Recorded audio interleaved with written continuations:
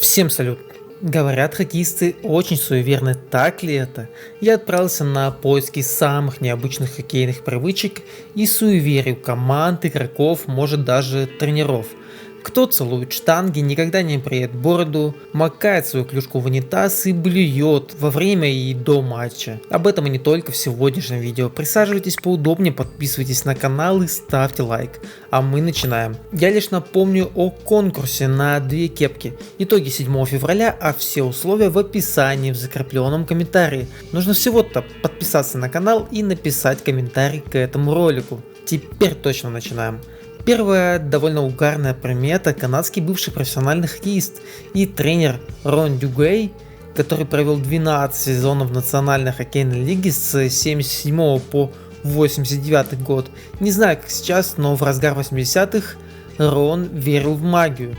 Для чего бы еще он перед каждой игрой расчесывал волосы ровно 200 раз. И вы не подумайте, на этом обряд не заканчивался. В паузах хоккеист орудовал расческой еще по 100 раз. Кстати, всю свою карьеру он играл с длинными волосами, кроме своего первого сезона в Рейнджерс, когда его подвергли принудительному обрыванию наголо.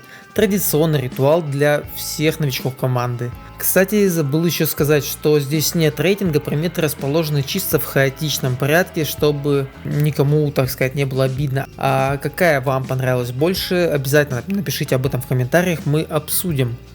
Вторая примета не менее классная, она относится к хоккеисту на тот момент Чикаго, Блэк Хокс, Стэну Миките, который любил пропустить сигару в паузе между периодами.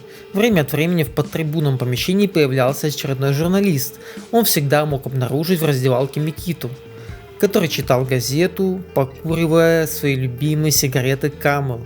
Завидев очередного представителя СМИ, вместо приветствия он выпаливал что-то типа: «И какого черта ты написал в своей статейке? К счастью, качество бумаги у вас хорошее, будет чем заткнуть течь в подвале». Бычок же после своего ритуала Стэн всегда выбрасывал через левое плечо в подтрибунное помещение. Дальше идет такая самая банальная примета, о которой точно все знают, это не бриться во время плей-офф. Но мне захотелось ее сюда добавить, чтобы рассказать, кто ее вел, так сказать, в обиход. И считается, что традиция бороды в плей-офф была заложена в 80-м году. Она достаточно проста. Игроки сбривают бороду, когда их команда выходит в плей-офф Кубка Стэнли, и не сбривают ее до тех пор, пока они либо не вылетят, либо не станут чемпионами. Этот обычай введен игроками Айлендерса, завоевавшими 4 Кубка Стэнли подряд. В одном из этих сезонов им пришлось играть 4 матча за 5 дней. Как они сами говорили, руки до бритвы просто не доходили, команда выиграла, а хоккеисты люди суеверные. Настолько, что в той серии плей-офф многие игроки не меняли одежду и даже нижнее белье. Но закрепилась эта традиция, прям чтоб серьезно, только в 2000-м, когда все команды почему-то вдруг резко стали соблюдать это правило. На 4-м месте примета великого вратаря Глена Холла. Она настолько экстравагантна, что выбивается из всех рейтингов. Перед матчами плей-офф голкипер засовывал себе в рот 2 пальца, чтобы вызвать рвоту. Если это удавалось, то было счастливым таким знаком. Он сам считал, что чем хуже его здоровье, тем лучше он играет в воротах. Поэтому порыгать перед важной игрой для него стало такой традицией. Один из игроков его команды даже предлагал поместить это ведерко в зал хоккейной славы. Далее Патрик Руа. Имеет он прозвище, кстати, Святой Патрик, за как раз разговоры со штангами. Да-да, во время игры он мило беседует с этими предметами. Что он им рассказывает, неизвестно, но несколько кубков Стэнли в его копилке есть. А еще Патрик во время раскатки не наступает на линии разметки, как тот же Рафаэль Надаль в теннисе. 6-е место. Помните такого игрока Тольяттинской Лады Брюса Гардинера? Перед игрой он макал клюшку в унитаз. Да-да, после нескольких матчей без голов нападающий попросил совета у одноклубника Тома Чорски и получил ответ: «Ты слишком хорошо обращаешься со своей клюшкой, надо научить дерево уважать тебя, макая его в унитаз». В этот же вечер Гардинер оформил дубль. Да уж, удача действительно приходит откуда не ждали. А я напоминаю про подписку на канал и лайк на это видео, и мы продолжаем. Теперь, наконец, такая командная традиция. 7-е место — это Виннипег Whiteout, зародившаяся в 1987 году во время плей-офф Кубка Стэнли. Заставляет она болельщиков приходить на домашние матчи во всей белой одежде, чтобы создавать устрашающую атмосферу для соперников команды. Изначально это был ответ на Sea of Red от Calgary, когда фанаты появлялись в красной одежде, но приобрел гораздо большую популярность как раз в Виннипеге. Правда, это суеверие пользовалось популярностью до того момента, когда серия поражений не заставила многих считать это уже проклятием. 8 место. Сидни Кросби. Сид очень суеверный игрок. Во-первых, перед играми он не общался с матерью, так как сам признавался, что в последние разы, когда он звонил маме, в игре он получал серьезные травмы.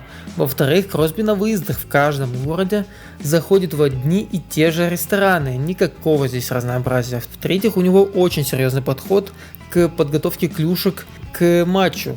Он их по-особенному обматывает, а если кто-то прикоснется к клюшке, то Сид начинает ритуал с самого начала. 9 в нашем рейтинге будет Уэйн Грецки. Легендарный Уэйн имел большое количество ритуалов, он никогда не стригся перед выездом, а перед матчем Уэйн обязательно посыпал свою клюшку детской присыпкой. Он одевал форму в определенном порядке, это сначала левый щиток, левый носок, правый щиток, правый носок, штаны, ну и так далее до джерси.